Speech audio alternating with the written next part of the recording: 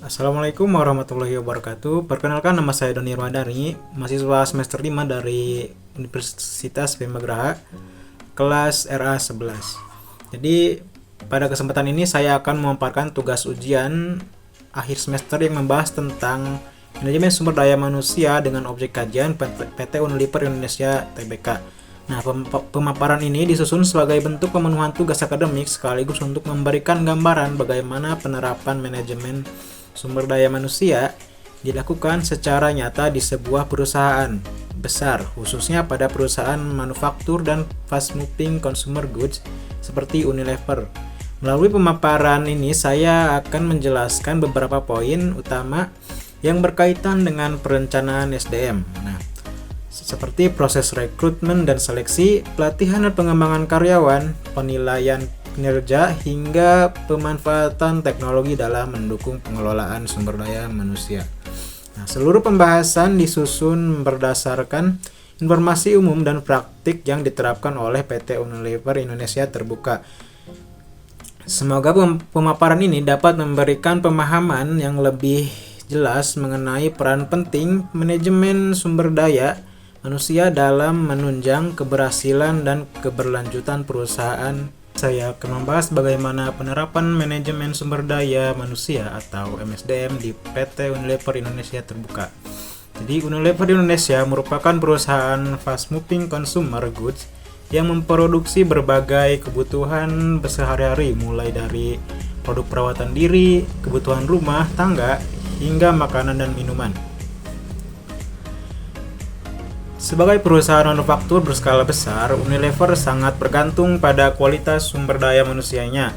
Nah, proses produksi yang berjalan setiap hari, target penjualan yang tinggi, serta tuntutan kualitas produk membuat pengelolaan SDM menjadi hal yang sangat krusial. Oleh karena itu, MSDM di Unilever tidak hanya berfungsi mengelola karyawan, tetapi juga mendukung kelangsungan dan daya saing perusahaan. Nah, untuk melihat bagaimana MSDM diterapkan secara nyata, saya akan menjelaskannya berdasarkan 7 poin utama sesuai dengan ketentuan tugas UAS saya. Jadi yang pertama adalah perencanaan kebutuhan tenaga kerja. Nah, pertama, dari sisi perencanaan tenaga kerja, PT Unilever Indonesia Terbuka menyesuaikan jumlah dan jenis karyawan dengan kebutuhan produksi dan target penjualan perusahaan. Karena Unilever memiliki banyak lini produk dan pabrik, perusahaan harus memastikan bahwa tenaga kerja yang tersedia benar-benar seimbang dengan kapasitas produksinya.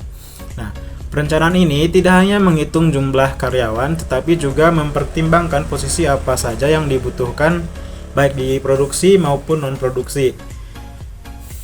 Dengan perencanaan yang matang, perusahaan dapat menghindari kekurangan tenaga kerja yang bisa menghambat produksi maupun kelebihan tenaga kerja yang dapat menurunkan efisiensi.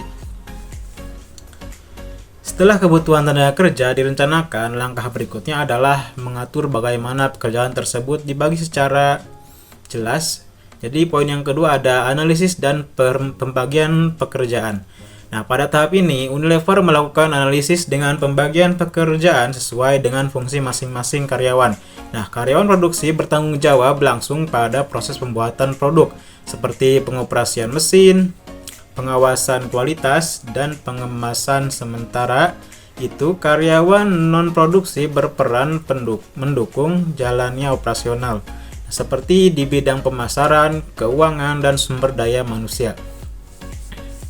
Nah, pembagian pekerjaan yang jelas membantu karyawan memahami perannya masing-masing dan bekerja lebih fokus. Selain itu, struktur kerja yang rapi juga memudahkan perusahaan dalam melakukan pengawasan dan evaluasi kinerja. Nah, setelah pekerjaan tersusun dengan baik, perusahaan kemudian mencari karyawan yang tepat untuk mengisi posisi tersebut. Nah, ada di sini tercantum dalam poin ketiga, yaitu rekrutmen dan seleksi. Nah, rekrutmen dan seleksi di PT Unilever Indonesia Terbuka dilakukan secara terencana dan sesuai dengan kebutuhan nyata perusahaan. Untuk posisi produksi, Unilever lebih memprioritaskan calon karyawan yang memiliki kesiapan kerja, mampu mengikuti prosedur, dan memahami pentingnya keselamatan kerja. Nah, sementara itu untuk posisi non-produksi, proses seleksi lebih menekankan pada kemampuan berpikir komunikasi, serta kesesuaian dengan budaya perusahaan. Nah, melalui tahapan seleksi yang bertahap, perusahaan berusaha memastikan bahwa karyawan yang diterima tidak hanya kompeten tetapi juga siap bekerja dalam jangka panjang. Nah, setelah karyawan diterima, perusahaan tidak berhenti sampai di situ saja, tetapi melanjutkannya dengan proses pelatihan. Nah, di situ tercantum dalam poin keempat, yaitu pelatihan dan pengembangan kerja karyawan. Nah, pelatihan di Unilever disesuaikan dengan karakteristik pekerjaan karyawan. Untuk karyawan produksi, pelatihan biasanya dilakukan secara langsung di lingkungan kerjanya, yaitu karyawan dilatih menggunakan mesin, memahami SOP, dan didampingi oleh karyawan yang lebih berpengalaman atau senior. Nah, hal ini penting karena kesalahan kecil dalam proses produksi dapat berdampak pada kualitas produk. Nah, untuk karyawan non-produksi, pelatihan dilakukan melalui kombinasi pelatihan langsung dan juga pembelajaran berbasis digital. Teknologi digunakan sebagai pendukung, misalnya untuk modul pelatihan dan dokumentasi prosedur kerja.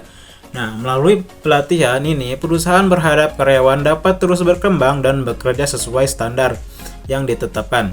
Selanjutnya, perusahaan perlu memastikan bahwa hasil pelatihan tersebut tercermin dalam kinerja karyawan. Jadi, saya akan membahas tentang poin kelima, yaitu penilaian kerja. Penilaian kinerja di PT Unilever Indonesia Terbuka dilakukan secara berkala dan disesuaikan dengan jenis pekerjaan. Karyawan produksi dinilai berdasarkan kualitas hasil kerja, ketepatan proses, dan kepatuhan terhadap standar dan prosedur. Nah, sementara itu, karyawan non-produksi dinilai berdasarkan pencapaian target dan kontribusinya terhadap tim. Nah, penilaian kinerja ini digunakan sebagai bahan evaluasi baik untuk perbaikan kerja maupun pengembangan karyawan dan ke depannya. Dari hasil penelitian tersebut, perusahaan kemudian menentukan bentuk penghargaan yang diberikan kepada karyawan. Nah, di sini ada poin ke-6, yaitu sistem kompensasi. Nah, sebagai perusahaan besar, Unilever menerapkan sistem kompensasi yang kompetitif dan relatif adil. Nah, karyawan menerima gaji pokok, tunjangan, serta insentif yang disesuaikan dengan kinerja dan tanggung jawab masing-masing. Jadi sistem kompensasi ini bertujuan untuk menjaga motivasi kerja karyawan dan mendorong mereka agar tetap memberikan kontribusi terbaik bagi perusahaan. Nah, untuk mendukung seluruh MSDM tersebut, Unilever juga memanfaatkan teknologi secara sederhana dan terarah. Untuk poin ke-7, yaitu penerapan MSDM berbasis teknologi. Nah, dalam penerapan MSDM, PT Unilever di Indonesia Terbuka menggunakan teknologi sebagai alat bantu pengelolaan karyawan. Contohnya, perusahaan memanfaatkan sistem rekrutmen online untuk mengelola lamaran kerja dan proses seleksi awal. Selain itu, Unilever juga menggunakan sistem informasi SDM untuk menyimpan data karyawan, riwayat pelatihan, serta penilaian kinerja. Untuk pengembangan karyawan non-produksi, perusahaan memanfaatkan platform pembelajaran digital sebagai pendukung pelatihan. Contohnya aplikasi Zoom, Jimmy, dan lain-lain. Namun Unilever tetap menekankan bahwa untuk karyawan produksi, pelatihan utama tetap dilakukan secara langsung di lapangan. Dengan demikian, teknologi berperan sebagai pendukung administrasi dan evaluasi, bukan menggantikan proses kerja inti. Nah, jadi itulah penjelasan saya tentang penerapan MSDM pada PT Unilever Indonesia.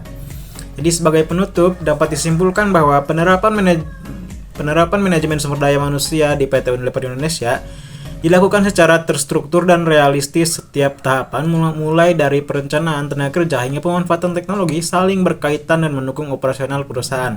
Nah, melalui pengelolaan SDM yang baik, Unilever mampu menjaga kualitas produk, meningkatkan kinerja karyawan, dan mempertahankan posisinya sebagai salah satu perusahaan FMCG terkemuka di Indonesia. Nah, jadi itu saja pembahasan tentang penerapan MSDM pada PT Unilever Indonesia Terbuka. Kurang lebihnya mohon maaf. Assalamualaikum warahmatullahi wabarakatuh.